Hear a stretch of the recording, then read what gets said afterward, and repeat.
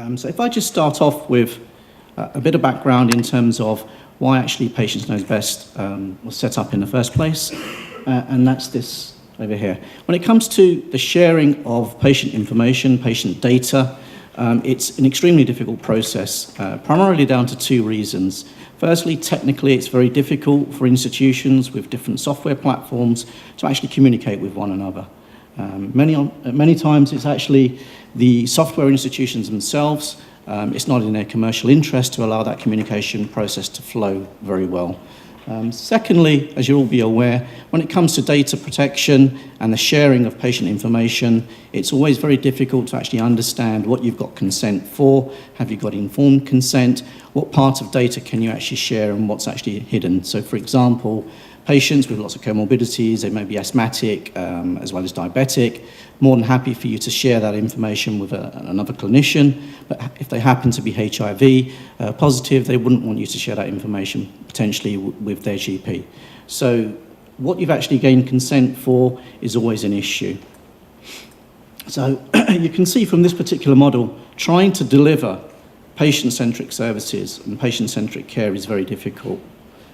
The other issue is that with this current landscape, the patient, the one person that actually goes to all of these clinicians, that goes to all the appointments, that potentially could help glue the story together, is missed out of the whole process.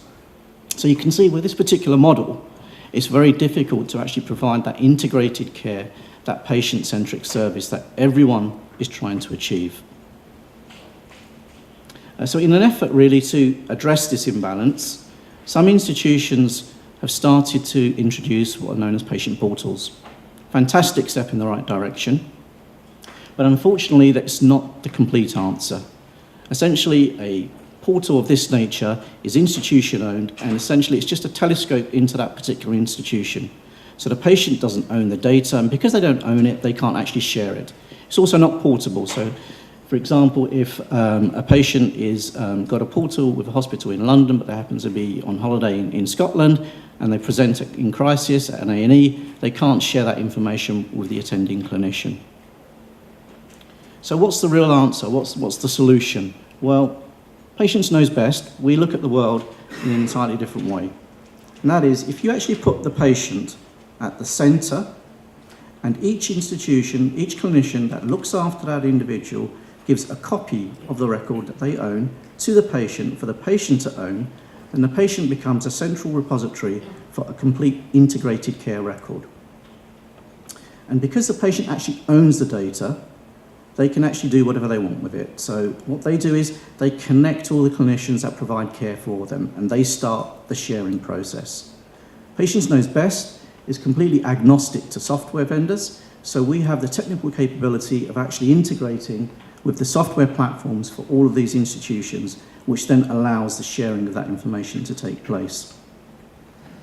So now obviously once you've got this particular model in place, you can really start to do some really exciting things.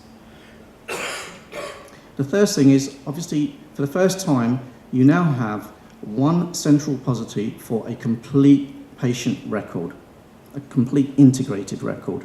Once you have that, you can actually start shifting the way you deliver healthcare. So whereas previously we had a system whereby healthcare was an on or off system, so either you were in crisis or you had an episode of care, or you had large periods in between where you weren't being seen by a clinician. Now you can switch the model to a 24/7 system. So it's kind of like mimicking the rest of our lives. When it comes to online banking, online shopping, it's 24/7. Now you can have that approach with healthcare as well. The system is available on any computer that's connected to the internet, a desktop, laptop, tablet, or even a smartphone. We find that actually 60% of our patients access the system via their smartphone. It's translatable into 11 languages. We have an offline app which the patient can use to enter data, which then syncs when they get back into Signal. What we found was the real game changer for most of the deployments that we went with is the way in which they actually now can communicate with their patients.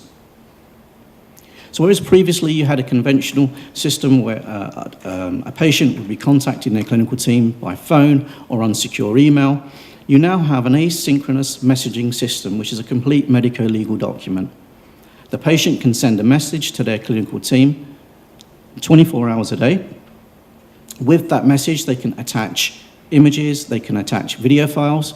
So, for example, we've had, in our HIV deployments, we've had patients that have been on holiday in Portugal, they developed a skin lesion, they sent a message along with a picture of the actual lesion to their clinician.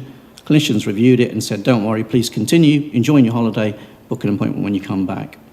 In terms of video functionality, in Peterborough, we've got a deployment where the neurological team start the early diagnosis of epilepsy. What they do is they encourage the parents to pick up a smartphone, video the child having a seizure, upload it via PKB, and then that initiates an early diagnosis process. Patients are happy so they don't have to be in hospital so long. Clinical teams are happy because they're saving 2 to 3 bed days.